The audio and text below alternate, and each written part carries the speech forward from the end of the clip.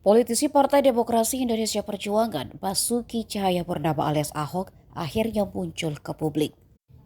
Sebelumnya Ahok disebut menghilang usai pencoblosan Pilpres 2024 kemarin, ditambah dengan suara terbawah yang didapat pasangan calon usungan PDIP, Ganjar Pranowo dan Mahfud MD.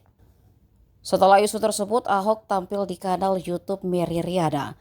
Ahok membicarakan tentang politik terkini di Indonesia, termasuk soal adanya wacana yang ingin menyatukan dirinya dengan Anies Baswedan di Pilgub DKI Jakarta 2024. Ahok mengaku tidak tahu menahu, namun ia memastikan tidak ada cerita dirinya akan bersatu dengan Anies Baswedan. Namun yang pasti Ahok mengaku jika Anies adalah sosok pemecah belah bangsa. Ia lalu menyinggung soal pidato Anies yang menang Pilkada DKI 2017 lalu.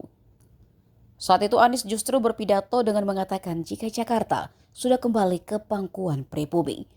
Ahok kemudian dengan tegas mengatakan jika dirinya adalah orang asli Indonesia berdasarkan undang-undang. Karena hal itu bagi Ahok, Anies bukanlah seorang negarawan.